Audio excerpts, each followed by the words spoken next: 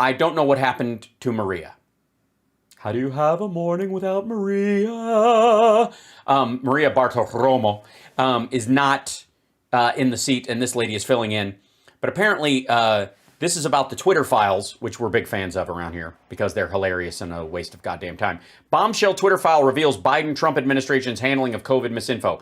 So, is there going to be equal parts attack on the Trump administration buying into this? Because it was the Biden administration that was there when schools opened and when vaccinations actually occurred, and they actually had a plan for it so we could get open again and stay open. Whereas the Trump administration was all this stagger start and stagger stop bullshit. I'm curious. Poor Maria's sick. Yeah, we'll see.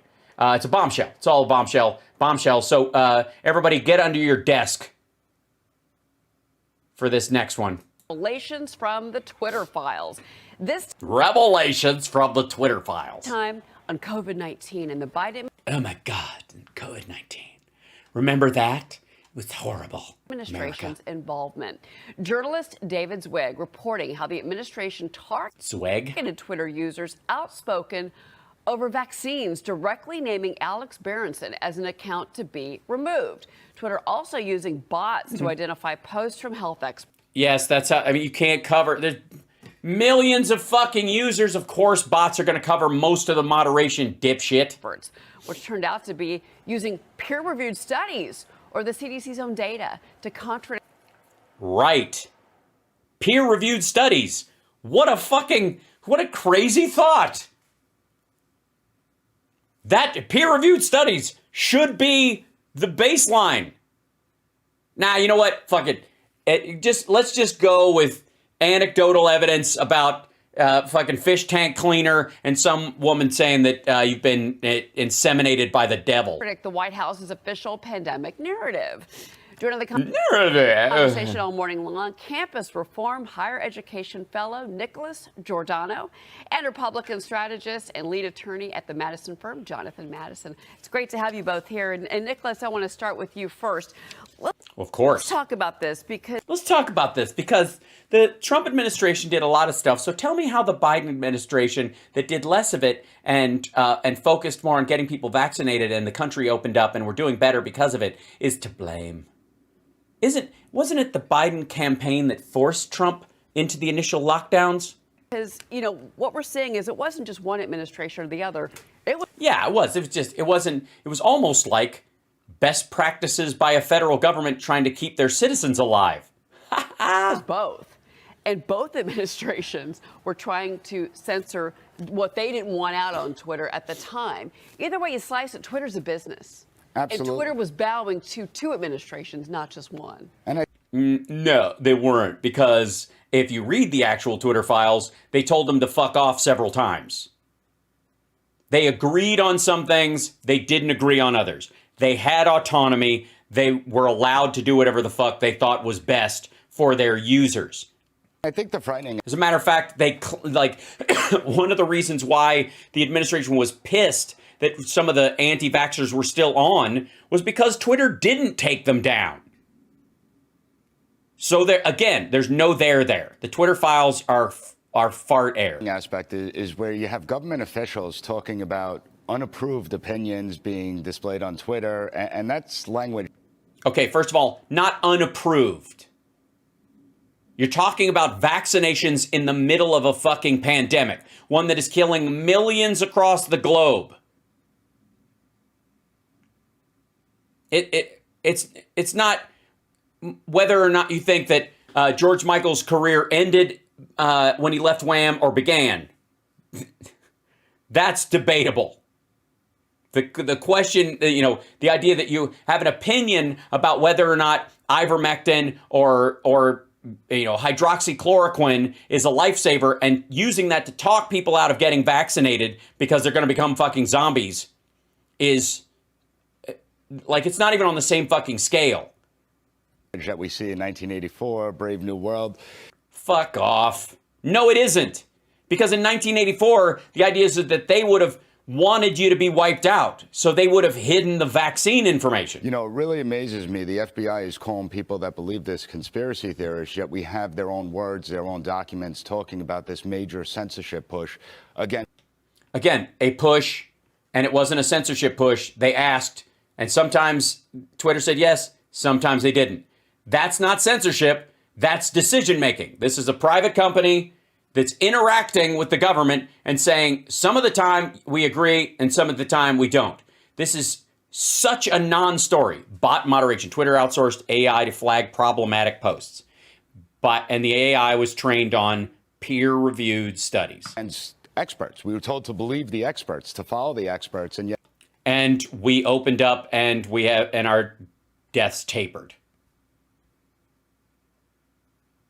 But I guess that's bad news. And by the way, the deaths in red districts went up because of assholes like this and the people that they're talking about on Twitter who were allowed to say whatever the fuck they wanted as long as they didn't say, I'm a doctor and you should do this. Yet they censored the experts. Yeah, that was so interesting. And you know what else? So interesting. It is interesting. Isn't it interesting? It's so interesting. I was interested in this before I wasn't interested in it. Now I'm really interested. What? Too, I mean, if you look at the political side of this, I want you to listen to, this is Jen Psaki from July 15th, 2001. And again, both administrations 2001? She was young. Have been accused of trying to pressure Twitter. But listen to Jen Psaki on July 15th. I want to get your reaction out of this. We've increased disinformation research and tracking within the Surgeon General's office. We're flagging problematic posts for Facebook that spread disinformation. All right, your reaction to what she had to say. I mean, a different story from the podium than what was real. All of these reactions. No, it isn't. They admitted it openly that they were talking to Facebook and Twitter and the like and saying, yeah, we're flagging this stuff because people are getting people killed. This is fucked up. See, she's at a fucking podium. This reminds me of that shit about Biden and the prosecutor, where everybody acts like the footage where he's saying, you're going to fire the prosecutor, you're not getting the $1 billion. And they act like it was a hot mic moment. Motherfucker, he was on stage during a Q&A. He was bragging because he was made the point man on something not only the administration and all of our European partners wanted, but the Congress and the Senate as well. Are very inconsistent. I mean, that's the sort of the narrative, the tone of the House and Senate. This whole administration is inconsistency when you're explaining your way out of a lie, censorship of certain social media platforms like Twitter. I mean, I think the bigger issue here, that was just gibberish. Does anybody know what the fuck that was? All right, I guess we're going to move on and pretend he said something. Politically is the legal implications of this. We talked about censorship. We talk about suppression of free speech. Twitter is not a government platform. Twitter is a private medium for social. Right. And sometimes they said okay, and other times they didn't. And the fact that they were part of the decision-making process and the government had no ability to kick people off on their own, they had to ask the platform to do it, means no law was violated. A private company can do whatever the fuck they want. If a cop shows up at your restaurant and says, that guy's a bank robber and we've got to take him down, you might want to ask him to leave the restaurant so that if he does anything shitty, he does it outside where we can handle it, or we can take him down in here because he's wanted for bank robbery and murder. The restaurant owner or the host or whoever's there has every right to say, no, you guys fucking do what you want. I'm not going to ask him to leave. Or, that's my cousin. I'm going to hide him in the back. Okay, well, we'll arrest you too. Or I'll send him out. That's up to them. That is not government control. They even use the word may and request in these. It's so fucking dumb. Expression. The definition of suppress is to forcefully withhold information. I think that's a huge problem, and we've got. Right. There was no force used. None. No, literally. Even materially, this is in a digital format, but the FBI, the federal government didn't force Twitter to do anything. These were all requests, both from the Trump administration and the Biden administration, and the FBI across the board, unless this guy, which he may be arguing, like everybody else in this panel, that Twitter should post all the child porn and revenge porn and human trafficking sales posts and tweets that come up without removing them until the FBI either forces them to, because freedom, or I guess pays them to. These are our options. Got to address it. Yeah, I mean, and he also, this reporter's wig, he also reported that the Trump administration, again, this is both, tried to curb panic buying content on social media in the early days of the pandemic, which I guess you can understand because, yeah, if it's Trump, you can understand. Going back to March 2020, the entire world was in a panic. So, was it? Maybe it was because of who was in charge, and everybody's like, oh man, we're fucked. Fair enough. But again, Twitter listened to both sides of this. Right. And sometimes they didn't. They listened to both administrations. They did, and I'm someone that used to be in emergency management, so I understand pandemic planning. And one of the number one rules in emergency management is that you want to do the least disruption possible in society, yet they did maximum disruption and tried to... The fuck they did? Maximum disruption? Have you seen what's been going on in China? Asking a social media platform to limit fake posts that you, by the way, know come from foreign actors who want more Americans dead, and artificially boost the ones inside the country that do, by the same way they kind of like pay domestic terrorists to act on their impulses. To squelch any talk or any debate about the issues. And that's part of the problem. You had the public health sector. No, you didn't. There was lots of debate. I mean, how many times did you guys go back and forth about hydroxychloroquine and what the president was saying and people all over Twitter and the like? The difference was doctors lying and coming out and saying, because they were pro-Trumpy, that you don't need a vaccine. You could treat this with this bullshit. And they have absolutely no science to base that on, and would have gotten lots of people killed. And again, even still, Twitter took some of them down, didn't take others down. You know why? Because there was no force, there was no coercion. They had every right as a private company to make their own decisions. And they did.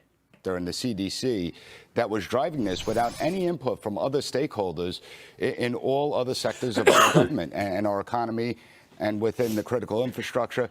And it really shows that the government and the big tech, the blurring of the lines, where they're merged.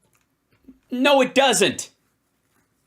Again, these are, blurring of the lines. I've heard that phrase so many fucking times repeated around the right-wing version of this story that it's just like somebody saying at the end of the day. It's one almost. But you know what, Jonathan, this is different now. I mean, it's totally different because it's Biden in office, and that makes it worse. The one thing that and we're open, which is terrible. I've brought up on the show before is that with regards to Twitter, at the time this was all happening, Twitter was a publicly traded company. Right. And now they're private under Elon Musk. But the question remains, are they going to be open to shareholder lawsuits because of the Twitter files? And this is version 9 of the Twitter files we got over there. Asshole, the share... Twitter didn't lose share because of doing this. Even the discovery during this, it doesn't affect the cost of shares. He bought them at a higher price than they were fucking worth. What are you talking about? Of course, she's on Fox Business. So this is the quality of business advice and infotainment that you get on Fox Business. Do you think the investors in Twitter, after some asshat paid more for Twitter than it was worth, have a lawsuit to file against him because the price should have been lower? The weekend. Absolutely. I think there's definitely a certain possibility of that. Great. Well, thanks, man. Thanks for, it's a certain possibility. Way to be definitive. It's sort of a gray area at this point. Yeah, well, we understand. Bring it up.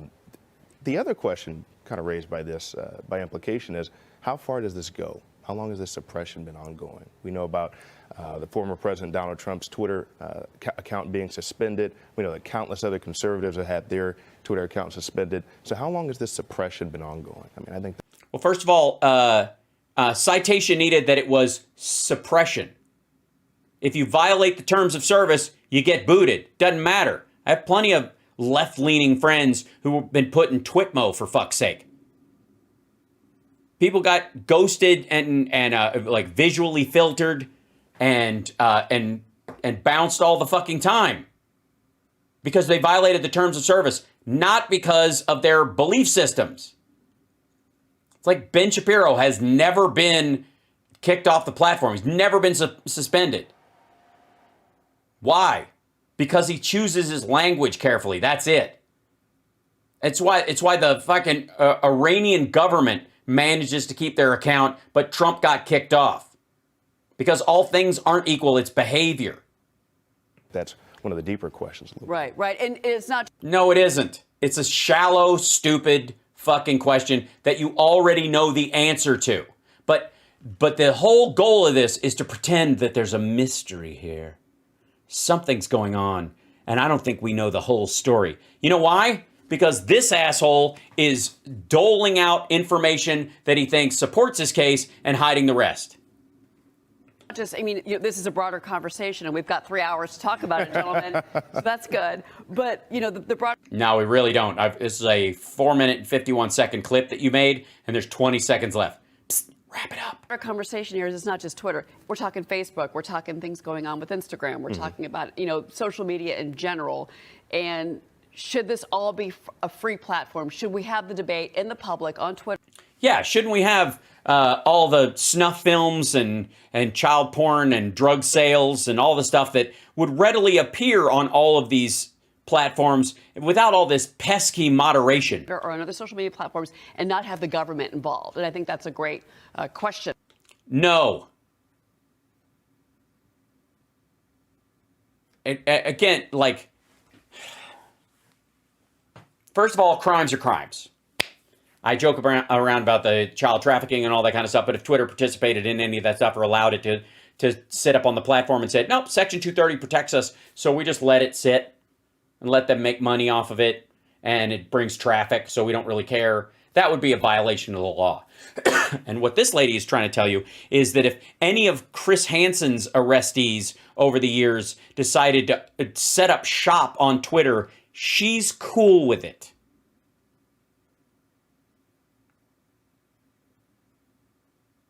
We're going to get into today.